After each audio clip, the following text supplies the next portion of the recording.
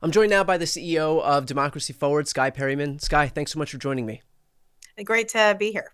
So Donald Trump has made some news this election day by posting a Truth Social saying, in effect, that he is going to withhold SNAP benefits as leverage to be able to try and force some end to the government shutdown. So he's basically using food assistance as a way to make sure that he can reopen the government and take people's health care away. So first and foremost, what are you doing in response to this?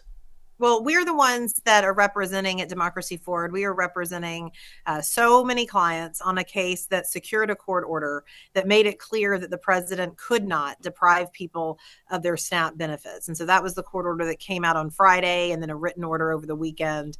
But now we're making sure the court has this information in hand of what the president has said to ensure that the court's order is enforced. And so we're back in court. Our team is back in court today. To what extent does this new post on Truth Social, does that impact the ongoing litigation? Like you see this, and what's your initial thought as it relates to these ongoing cases?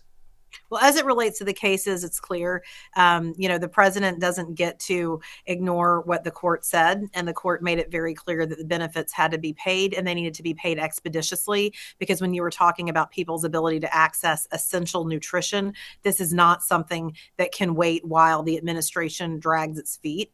And so it's important that we take these things and make sure that the court has them in hand. So we're going to handle that in the courtroom. What it means, though, for people that are reaching out to us and for the American people is that the president is owning the fact that he is making a choice right now to use people's lives as a political pawn. I mean, that is what he is doing. He is weaponizing people's access to basic nutrition and food in order to try to score political points. And that is unacceptable. We believe it is immoral, which is not a word we use all the time at Democracy Forward, but we believe it is completely morally reprehensible. And then, of course, we know it's unlawful because the court has already found that.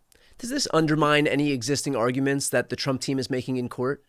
I think it might, and I think that's why you've seen the White House press secretary, as I understand it, has already been out trying to do some damage control right after he tweeted it, trying to say that they will comply with the order. What we want to make sure of is that the 42 million people in this country, many of whom are children, many of whom are working people, senior citizens, and veterans, that those 42 million people get the essential nutrition that Congress has made clear they should unequivocally get, even in times of a shutdown. And so that's what we are just laser focused on.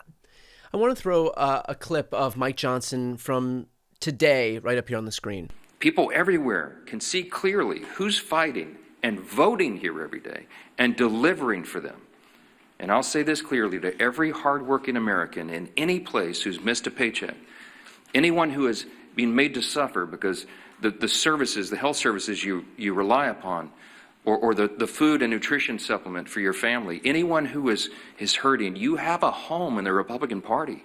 You have people here who are elected by their constituents to come and do their job, and they do it. They're voting to support you, to make these programs available, to ensure that the people in need have them. And the Democrats, by stark contrast, are doing the exact opposite. So can I have your reaction to the fact that within hours of Donald Trump posting on Truth Social that he's basically using SNAP benefits as leverage to get what he wants politically, that you have Mike Johnson out there saying that you have a home in the Republican Party and that these people understand the pain you're going through?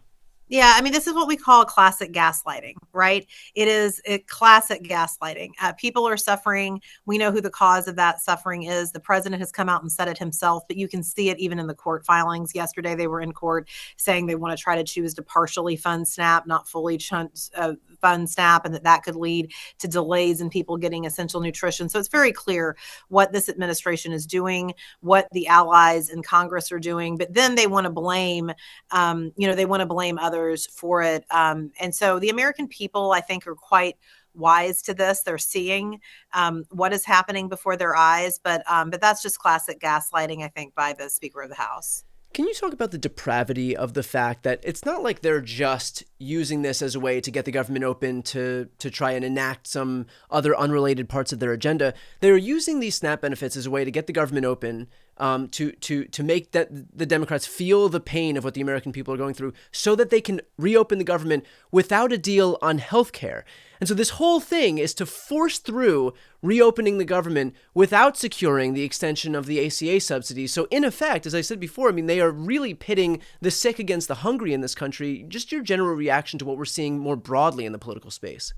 Yeah, I mean, this is the overreach of this administration and the overreach of this Congress, and the American people are seeing it. And so you have the president going to extremes, putting military in the streets, doing any number of things, decimating the East Wing of the White House, doing any number of things to try to get the news cycle off of the fact that they are, they're hitting people where it hurts, and they're doing it intentionally.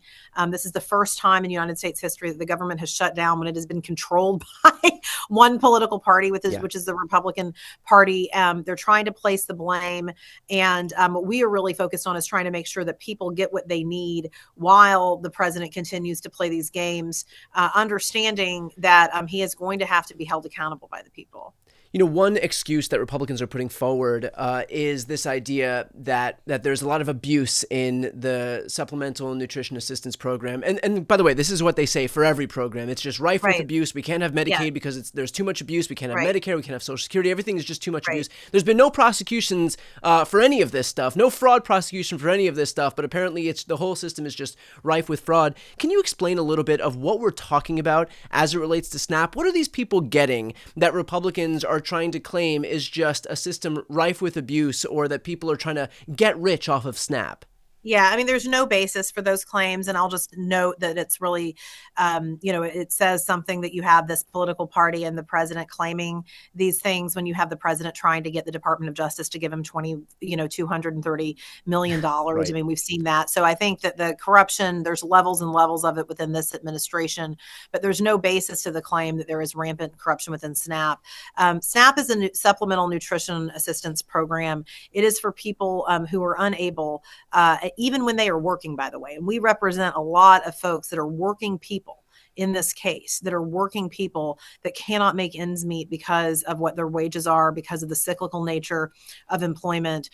SNAP enables people to be able to get some assistance in order to buy food and essentials.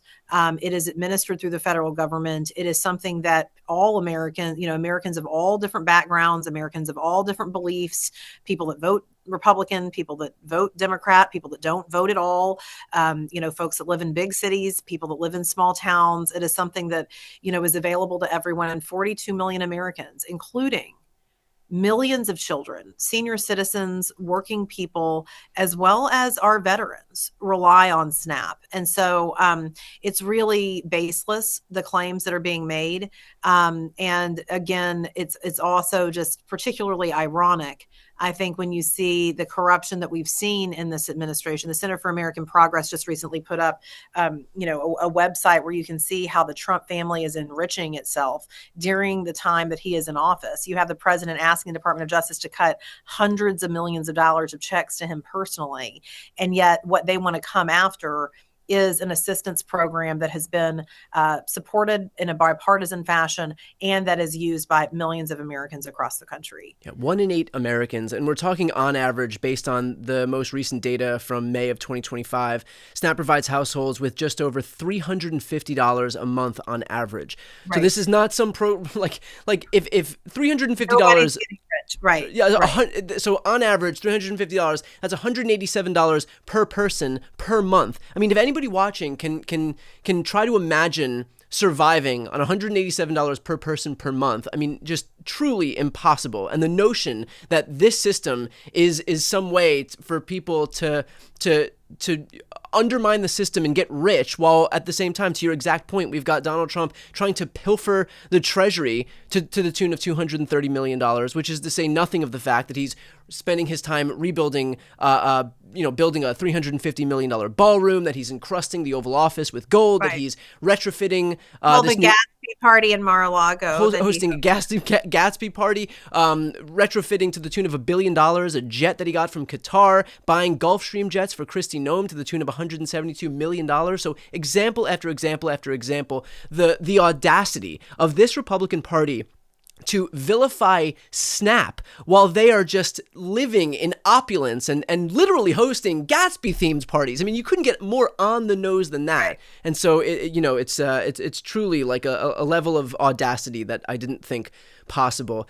All right, so on the legal front, given the fact that this is so timely, that this is not an issue where people can afford to wait months or weeks or even days, how fast do you expect this litigation to move forward?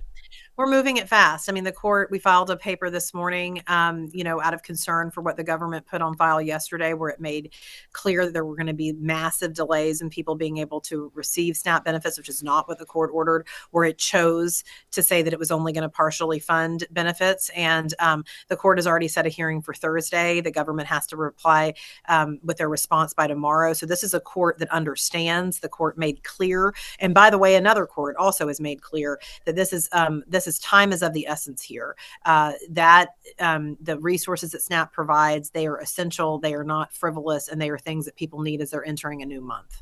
Well, I appreciate you taking the time today, and thanks for the work that you and the team at Democracy Forward are doing. Thank you.